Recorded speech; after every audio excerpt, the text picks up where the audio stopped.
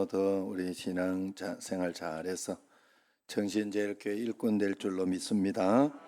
된 줄로 믿습니다.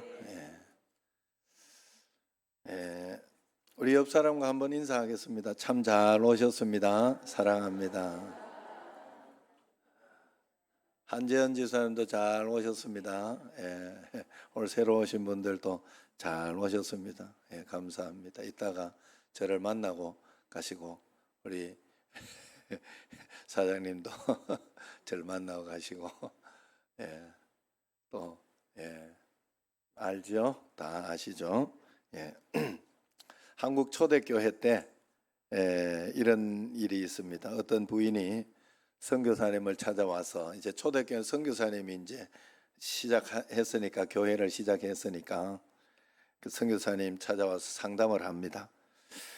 시어머니가 사사건건 책망하고 나를 못마땅해 여겨서 살 수가 없다 이야기를 하면서 그렇게 이야기를 해요. 그러니까 선교사님이 가서 기도하시라고 기도하십시오. 하나님이 잘 해결해 줄 겁니다라고 조언을 해줬어요. 그랬더니 이 부인이 다시 찾아왔어요. 선교사님 말대로 기도했는데 더 문제가 어려워졌고 더 힘들어졌어요. 어떻게 된 일이냐고 그렇게 이야기를 합니다. 그러니까 어떻게 기도했는데 그래 됐습니까? 이야기하니까 그분이 그 못된 시어머니 마음 좀 고쳐달라고, 그 시어머니 좀 어떻게 해서라도 고쳐주시고 잡아달라고 막 그러면서 기도를 했다는 거예요.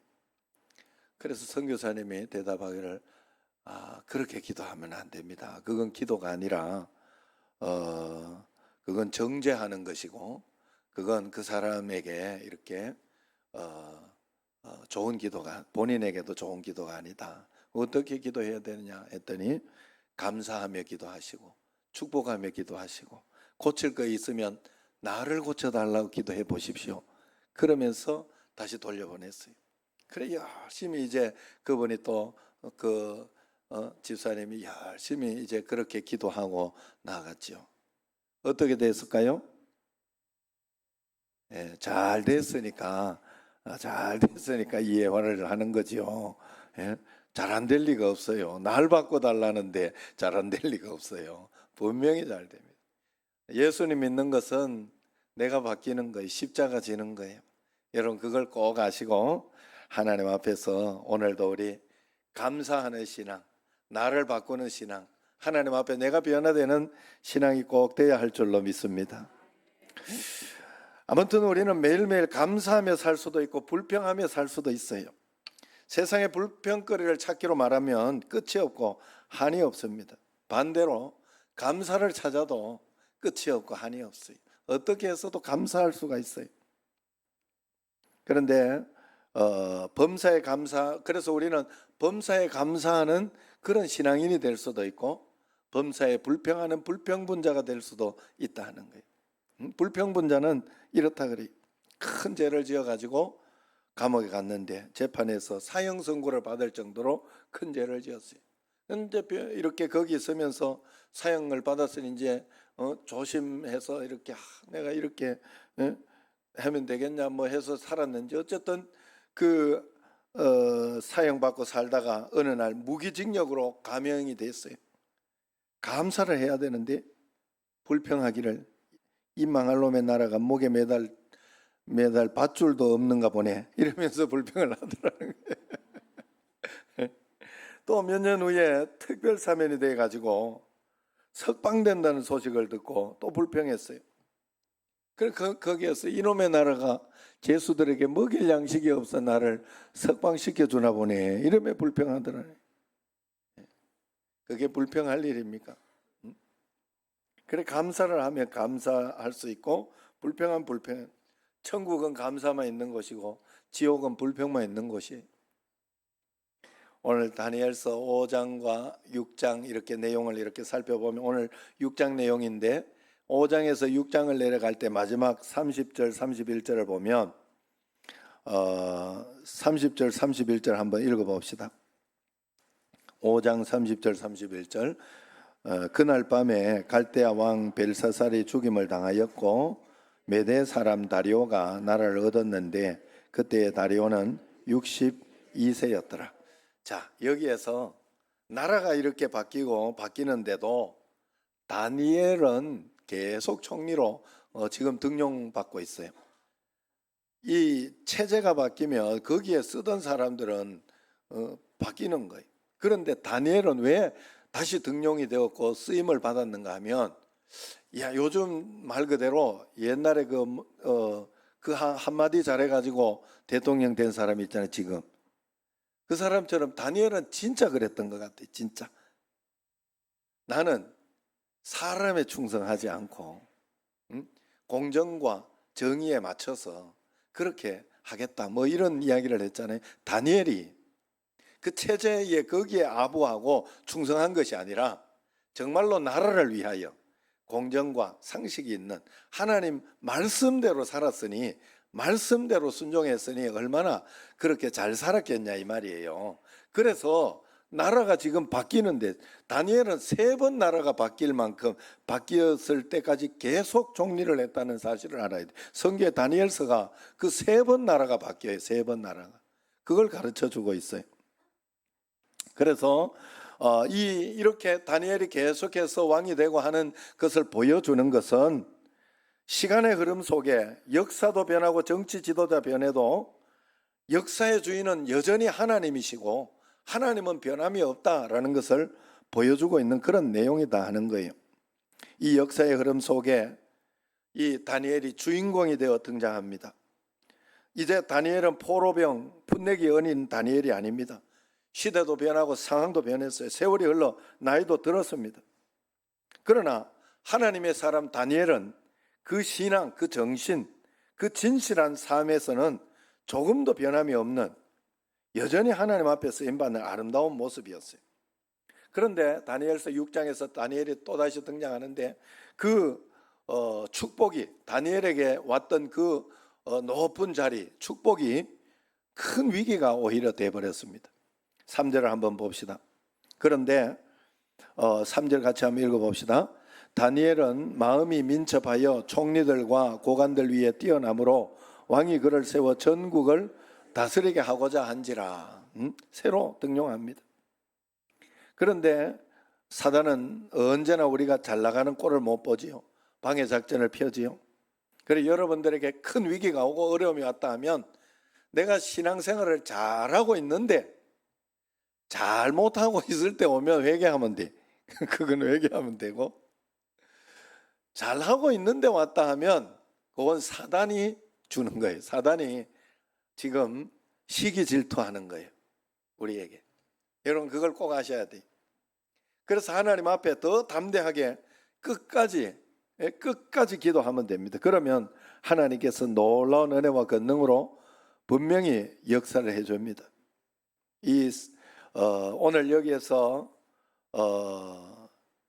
다른 신에게, 임금의 다른 신에게 절하거나 기도하는 사람을 사자굴 속에 집어넣자 하고 이 충신들이라고 하는 사람들이, 그 밑에 있는 간신들이 이렇게 다니엘을 끝내려고 작전을 폈다 하는 거예요.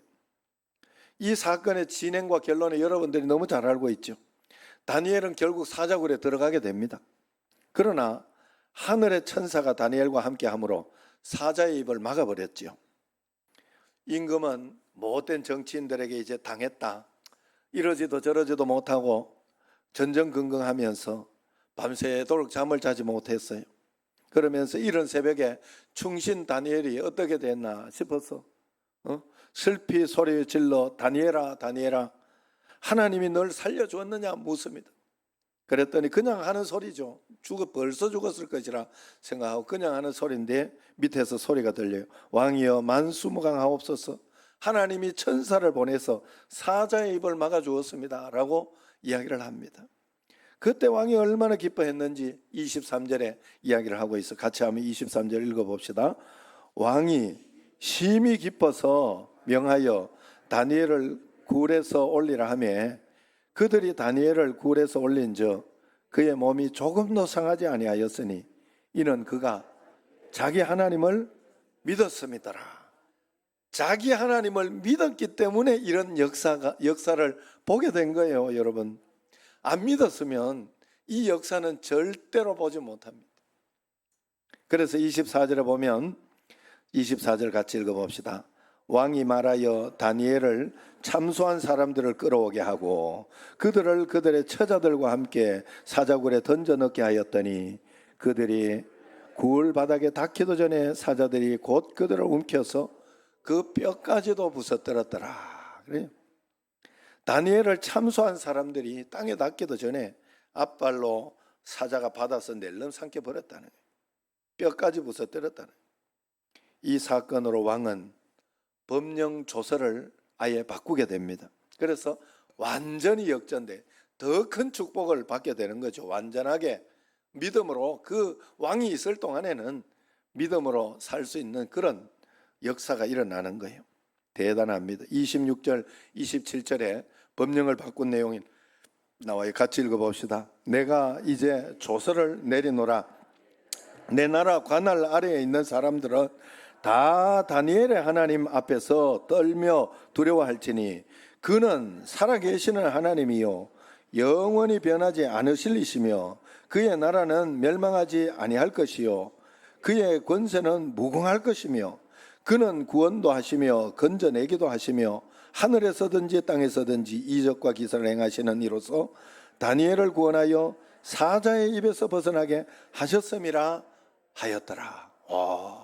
이게요, 신학자, 유명한 선지자의 입에서 나온 선포가 아니고 신학자 입에서 나온 선포가 아니고 이방 왕의 입에서 나온 선포다 하는 거예요. 대단하지 않습니까? 이 다니엘 한 사람을 통해 만드는 영향력이 얼마나 크고 놀라운 것인가를 우리에게 보여주고 있는 그런 내용입니다. 다니엘이 도대체 어떤 사람이길래 하나님께서 그를 이토록 아름답게 쓰셨을까?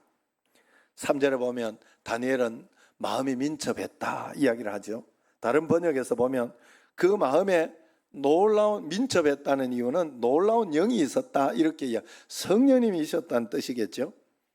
그래서 4장 8절에도 보면 이방 왕 느부갓네살이 다니엘을 봤을 때 느부갓네살 입을 통해서 다니엘을 향한 고백이 나오는데 다니엘 안에는 그의 안에는 거룩한 신들의 영이 있다.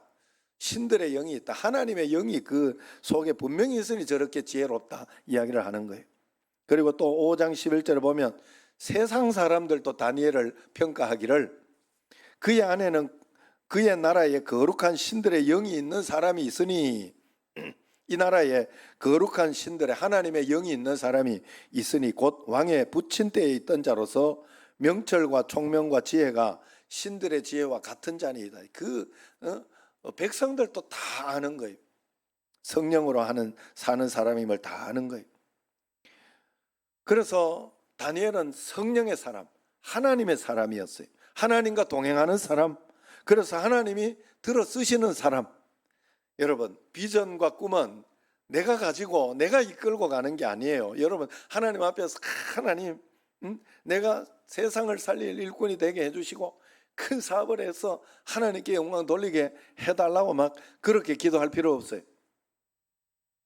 비전은 하나님이 나를 들어 쓰셔서 가지고 가는 게 비전이에요. 그래서 여러분 한번 생각해. 요셉이 애굽 총리가 될 꿈을 꾼 적이 없어요. 요셉은 자기의 어디에서나 하나님과 동행하고 하나님을 잘 섬겼어요. 참된 예배자로서 잘 서 있었을 뿐이에요. 그랬을 때 하나님께서 그를 들어서 쓰신 거예요. 그를 들어서 쓰시는 방법이 조금 힘들어서 그렇지 처음에는 보디발의 총리, 가정의 총무로 만들어 주시다. 그것만 해도 요셉은 만족하고 감사하고 살았는데 감옥에만 훅 보내시더니 거기에서도 하나님 나라의 사람으로 자기의 일을 잘 감당하며 예배자로 참된 예배자로 잘 서 있으니까 하나님이 들어 쓰셔서 애굽 총리를 만드신 거 아닙니까? 여러분 꿈과 비전이라는 건 내가 가지는 게 아니라 하나님이 나에게 주셔서 쓰는 게 그게 꿈과 비전이에요.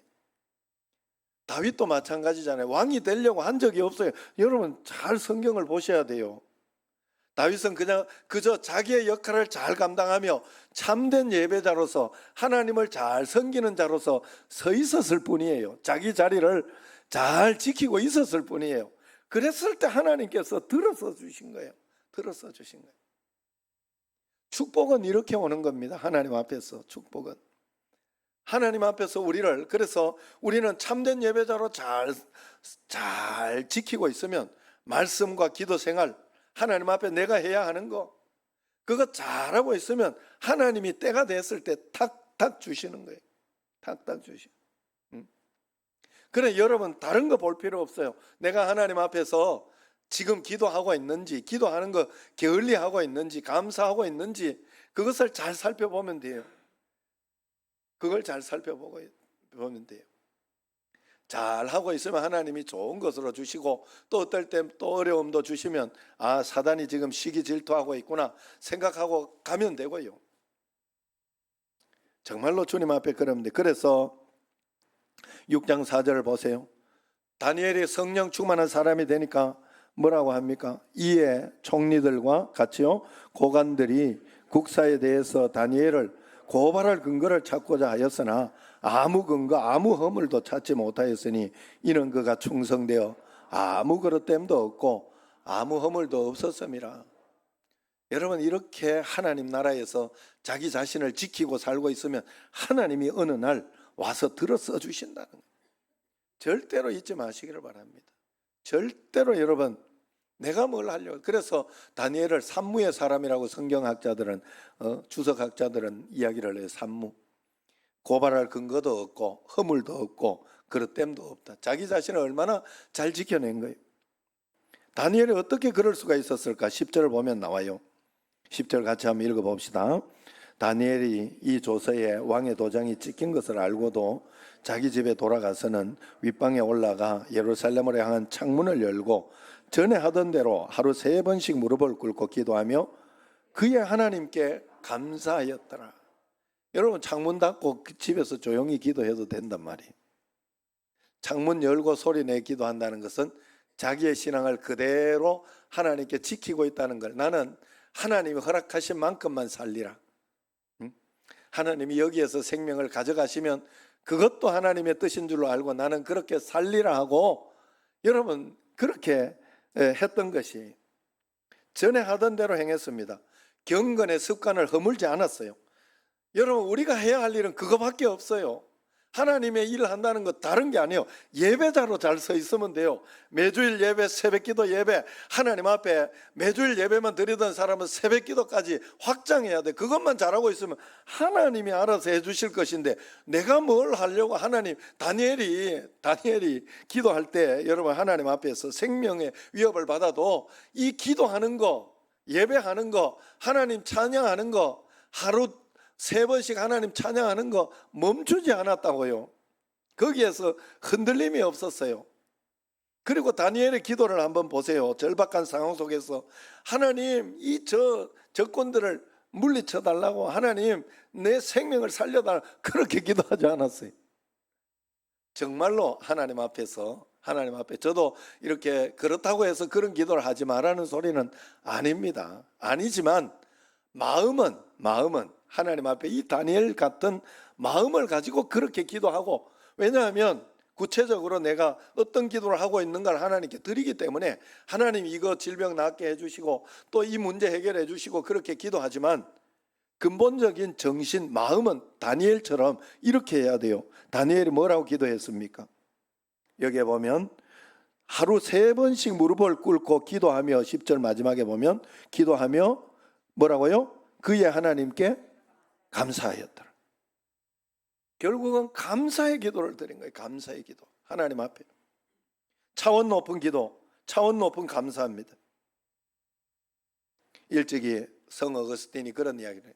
고린도전서 13장 13절에 믿음, 소망, 사랑 이 3가지는 항상 있을 건데 그 중에 제일은 사랑이라 하는 데에서 한 가지를 더 넣으라 하면 나는 믿음, 소망, 사랑, 감사는 항상 있을 것인데 이렇게 넣을 것이다 말했습니다. 믿는 사람이 무엇이 진짜 신앙이냐? 바로 감사의 열매가 얼마나 풍성하느냐가 신앙입니다. 감사의 차원이 얼마나 높으냐가 그 사람의 신앙입니다. 그것이 믿음의 수준입니다. 간절한 기도는 있으나 감사가 없고 축복은 바라나 나눌 줄 모르는 그런 신앙은 샤머니즘적인 신앙이에요. 우리 정신제일교회가 얼마나 계속해서 선교하고 전도하고 합니까? 하나님께 잘 보이려고 하는 거예요. 여러분 그분들이 아이고 여러분 우리가 1년에 얼마나 많이 선교하는지 몰라요, 여러분. 선교비를 계속 이렇게 보내드리고. 그분들이 나한테 뭘 해줘요? 고맙다 소리 선교 보고 해주지. 선교 보고. 고맙다 소리 나겠지. 잘 생각해 보시라고. 내가 그럴 이유가 뭐가 있어요? 그죠? 우리 교회 어떻게 해서라도 조금 더만 챙겨가지고 그렇게 욕심내는 게 세상 사람이지. 믿음의 사람은 그렇지 않아요. 하나님이 기뻐하시는 일을 하는 거예요. 하나님 기뻐하시는 일. 그래서 바라는 거 없이 그냥 퍼주는 거 아닙니까? 퍼주는 거예요. 그러면 하나님이 우리 교회를 도와주시고 하나님이 우리 교회를 인도해 주고, 그래서 교회를 잘 건축하고 이런 분들도 교회 자기 건축만 하는 것이 아니라 건축하면서 선교지의 교회도 건축하고 그러면서 막 도와주는 거예요. 이유가 거기에 있는 거예요. 하나님을 보고 있는 거예요. 여러분 우리가 하나님 앞에서 그런 마음을 가져야 돼요. 누군가 이야기한 것처럼 노래는 불리워질 때까지 노래가 아니고 종은 울릴 때까지 종이 아니며, 울리지도 않는 종이 뭔 종이겠어요? 울려야 종이지. 노래가 있다고 노래 불려질 때 노래지. 사랑은 표현될 때까지 사랑이 아니고 축복은 감사할 때까지 진정한 축복일 수 없다 하는 이야기를 했죠. 우리 인생에서 특별히 감사가 이토록 중요한 것인데 왜 이토록 우리는 감사를 힘들게 할까? 왜 힘들어 할까? 그것은 감사를 조건적인 것에서 자꾸 찾아서 그런 거예요. 그게 1차원적인 감사예요. 무엇 때문에 나는 감사하다. 자꾸 그렇게 생각을 하는 겁니다.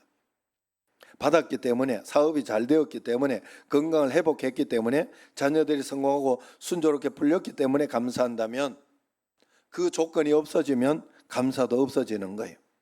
상대적인 감사이기 때문에 그래요. 사람을 보고 감사했으면 사람이 실망되면 그것 때문에 불평할 것입니다. 사업이 잘 되어서 감사했으면 사업이 안 될 때는 불평할 겁니다.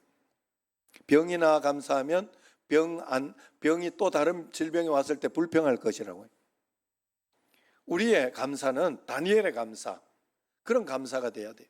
조건 없는 감사, 하나님 한 분만으로 만족한 감사.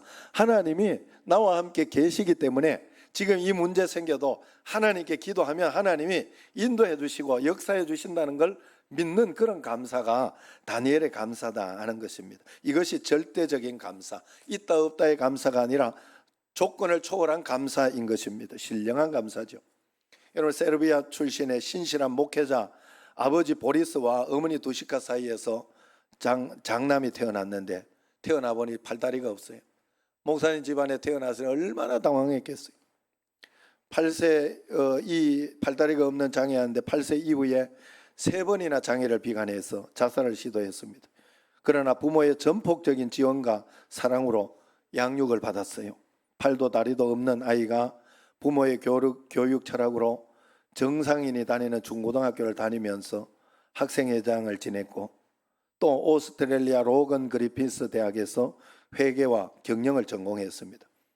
그는 팔다리가 없었음에도 스케이트보드도 타고 서핑도 하고 드럼도 연주하고 골프공도 치고 컴퓨터도 합니다. 누굴까요? 여러분 아시다시피 눈치챘겠지만 허그라는 책을 쓴 닉 부이치치 이야기입니다. 왜 허그냐? 그 강연을 듣던 한 여자아이가 와서 허그해도 될까요?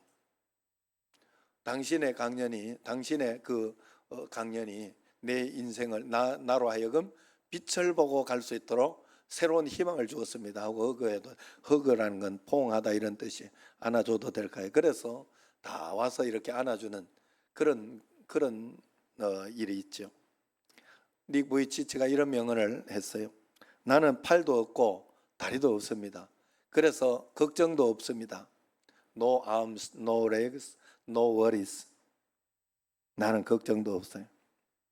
사람들이 그를 보고 니건 왜 그렇게 행복하세요? 라고 물을 때마다 그는 솔직하게 답합니다. 그런 자신에게도 한없이 절망스러운 때가 있었다고 이야기하지요. 태어날 때부터 외모 때문에 아이들로부터 괴물이나 외계인 같다는 놀림으로 3번의 자살을 시도했다고 합니다. 그에게는 출구가 보이지 않는 삶이었어요. 지금 옆에 싹 띄워줘야 돼. 사진. 이분이에요, 이분. 팔다리가 없잖아요. 굉장히 큰 일을 하고 있어요. 내가 상상할 수 없는, 우리 정상인이 할 수 없는 굉장히 세계적으로 많은 사람들을 살리고 많은 큰 일을 하고 있습니다. 그래서 그는 너무 힘들 때마다 땅을 치면서 슬퍼했고 끝없이 우울했다고 합니다. 늘 마음이 아팠고 부정적인 생각에 짓눌렸다고 하죠. 그런 그가 마침내 절망 가운데 행복으로 통하는 문을 찾았다고 합니다. 그것은 바로 그 후에 그는 달라졌다고 해요. 자신의 삶을 희망으로 가득 채우고 싶었답니다. 숨이 막히도록 멋진 삶을 그는 맛보고 싶었다. 주님을 만나고 나서 그 출구가 바로 주님을 만나거나 감사했다는 거예요. 그래서 그는 이렇게 이야기해요. 나는 하루를 감사로 시작해서 감사로 마칩니다. 내가 이토록 눈물겹게 감사할 수 있다면 세상 사람 누구나 감사하며 기뻐할 수 있습니다.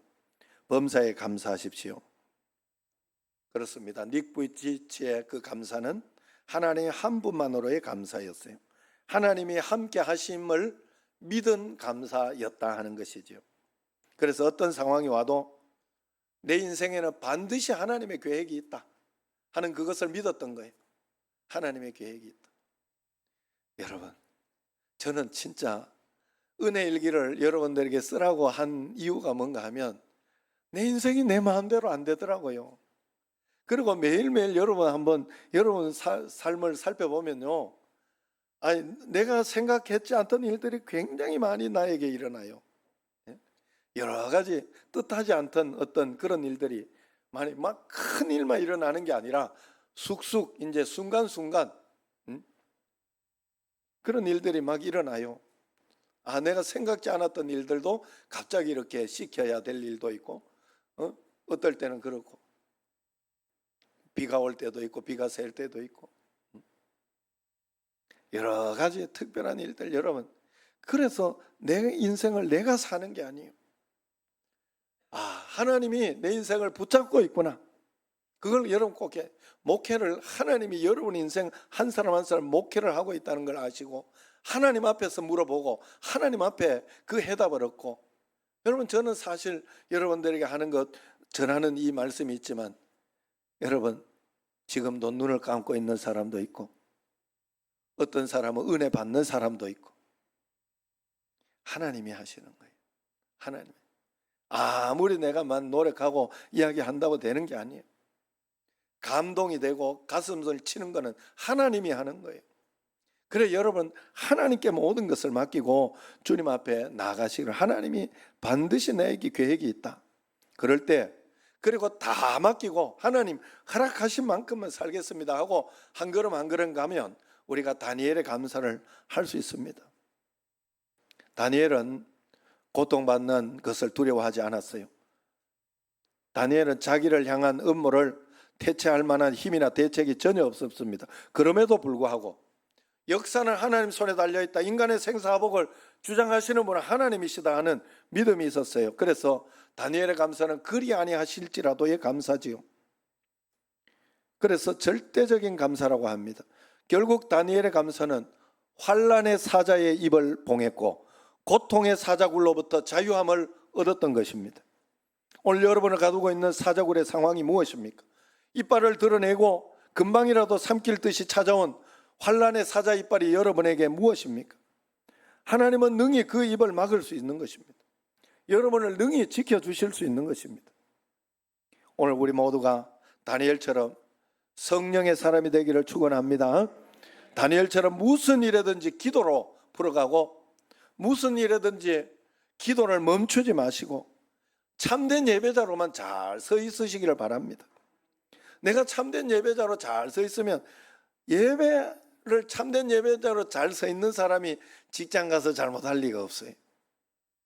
말씀을 잘 듣고, 참된 예배자는 말씀을 듣고 말씀대로 사는 사람이니까 가정에서 잘못할 리가 없어요.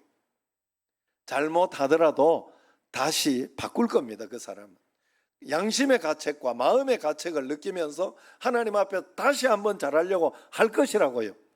참된 예배자는 그런 거예요. 그래서 우리가 할 일은 내가 막 더 큰 꿈을 꾸고 더 큰 사업을 하려고 그렇게 안 해도 돼. 하나님 허락하신 만큼만.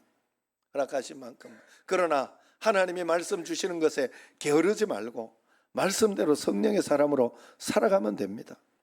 지금 내가 나와 함께 계신 하나님과 전능하심을 감사할 수 있다면 하나님이 예시한 축복도 다 받아 누릴 것이에요.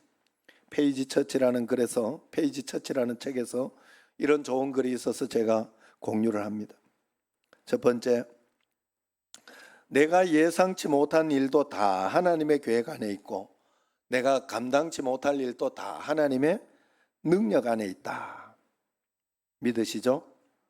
두 번째, 나의 믿음은 나의 어려움을 하나님의 계획으로 바꾼다. 내 믿음이 나의 어려움을 하나님의 계획으로 분명히 바꾸는 거예요.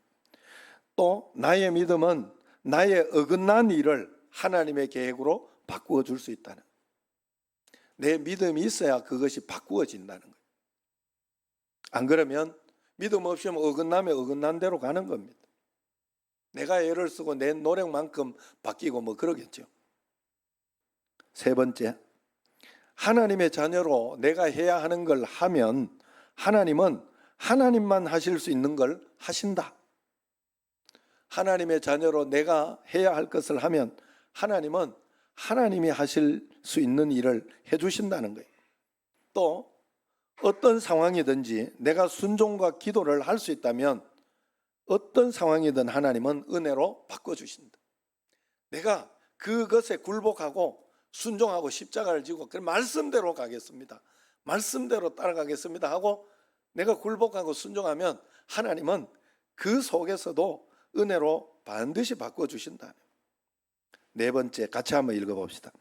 하나님의 능력을 행하심은 하나님의 뜻을 행할 때 경험이 된다. 하나님의 능력을 아무나 보는 게 아니에요. 내가 순종하고 뜻을 행할 때 경험하게 되는 거예요. 마지막 다섯 번째, 예상 밖의 일도 하나님의 예비하심 속에 있다. 절대로 이건 우연은 없어요. 우연이 있으면 우리는 큰일 나요. 세상에 우연이 있거나 온 우주에 우연이 있으면요, 지금 우리는 어떻게 망하게 될지도 몰라요. 여러분 상상만 해도 이건 말할 수 없습니다. 무중력 상태에서 온 우주의 별들이 지구보다 얼마나 큰 게 많은데 우연히 살짝 비껴져 가지고 달이 돌아가지 않고 달이 다른 쪽으로 간다.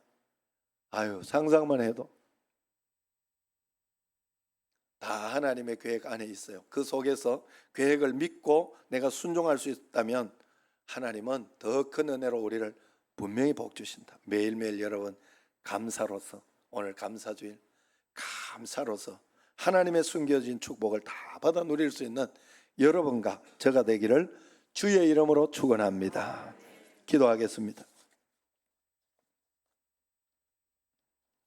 하나님 아버지, 다니엘의 절대적인 감사, 하나님 한 분만으로 충분하다는 감사, 하나님 함께 계셔서 기도할 수 있는 것이 감사의 모든 조건임을 알고 그렇게 살았을 때 하나님은 더 크게 더 위대하게 사용하신 것을 보며 우리도 그러한 하나님을 만나고 그러한 하나님을 믿게 하여 주옵소서. 예수님 이름으로 기도드리옵나이다. 아멘.